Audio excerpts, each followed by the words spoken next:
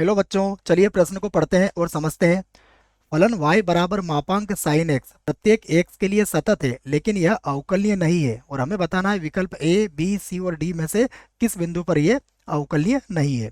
प्रश्न को हल करने से पहले प्रश्न के लिए हम मुख्य अवधारणा लिख लेते हैं। तो प्रश्न की मुख्य अवधारणा, जिसकी सहायता से हम इस प्रश्न को हल करेंगे। मुख्य अवधारणा में हम समझेंगे कि अवकलनीयता की जांच कैसे की जाती है। तो इसी बात को मैं लिखूंगा कि यदि दिए गए अंतराल में दिए गए अंतराल में जो भी फलन दिया गया हमें, फलन एफ एक्स का आलेख का आलेख, या का की जगह के कर लेते हैं बच्चों, के यहाँ पर कर लेते हैं के आलेख में कोणीय परिवर्तन कोणीय परिवर्तन नहीं हो नहीं हो तो फलन अवकलनीय कहलाता है। अवकलनीय कहलाता है कहलाता है। यह बात आपको इस प्रश्न के लिए याद रखना पड़ेगी, जिसे मैं आपको अभी एक उदाहरण से भी समझा देता हूं कि क्या बात मैंने कही है। देखिए, यहाँ पर हमें समझना है कि मान लीजिए हमारे पास यहाँ पर कोई आलेख है। यह आलेख अगर यूं चलता है तो देखो, इसमें कहीं पर भी कोणीय परिवर्तन नहीं आएगा। मतलब यहाँ पर कहीं किसी भी बिंदु पर हम कोण को नहीं माप सकते हैं। परंतु यदि आलेख ऐसा बनता है, इसकी जगह यह आलेख ऐसा बन जाता है, तो देखो यहाँ पर भी आप कोण माप सकते हो, यहाँ पर भी आप कोण माप सकते हो। इसका अर्थ ये हुआ कि यहाँ पर कोणीय परिवर्तन आया है।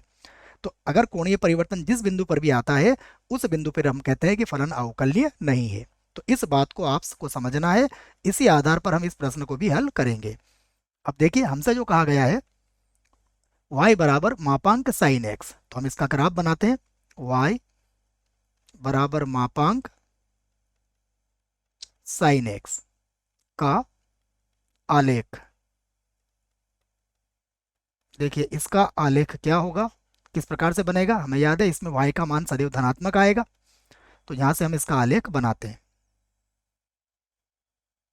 ये यहां से हम इसका आलेख बना लेंगे कुछ इस प्रकार। आलेख में देखेंगे हम, ये मान लीजिए मूल बिंदु है या जीरो है, तो ये आलेख कुछ इस प्रकार चलेगा। उसके बाद फिर से इस प्रकार चलेगा, क्योंकि y का मान सदैव सदैव क्या आएगा, इसमें धनात्मक आएगा। यहाँ पर भी यही होगा। देखो, यह इस प्रकार होगा, उसके बाद फिर इस प्रकार जाएगा। अब इस आलेख में देखिए, ये जो बिंदु है हमारा, हमें पता है साइन जीरो का मान जीरो होता है, तो ये जीरो होगा। उसके बाद साइन पाई का मान भी जीरो होता है। उसके बाद साइन दो पाई का मान भी जीरो होता है। साइन तीन पाई का मान भी जीरो होता है। इसी प्रकार साइन माइनस पाई का मान भी जीरो होता है। माइनस के दो पाई का मान भी जीरो होता है। अब आप इस ग्राफ से देखो, ग्राफ से आपको समझना है कि इसमें कोणीय परिवर्तन कहाँ आ रहा है। तो आप स्पष्ट रूप से इस बात को कह सकते हो कि कोणीय परिवर्तन देखिए, पाई, दो पाई, तीन पाई, जीरो पर, माइनस पाई पर, और यहाँ पर इसमें कोणीय परिवर्तन है। अर्थ यह हुआ कि अब हम विकल्प की तरफ चलें तो x बराबर जीरो पर कहा गया है, तो x बराबर जीरो पर हम देखेंगे तो ये क्या है, अवकलनीय नहीं है। बिल्कुल सही बात है, परंतु केवल उसने कहा है, तो केवल वाली बात यहाँ पर गलत हो जाती है।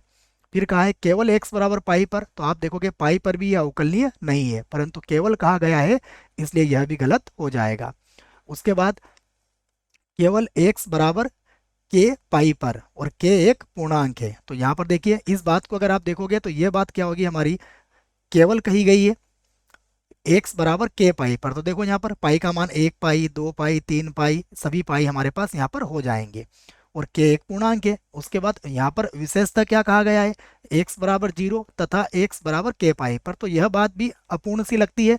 ये जो हमारे पास विकल्प सी होगा, यह विकल्प हमारे पास क्या होगा, बिल्कुल सही होगा, क्योंकि केवल क्या होगा, x बराबर के पाई पर ही होगा। x बराबर जीरो अलग से हमें लिखने की यहाँ पर आवश्यकता नहीं है।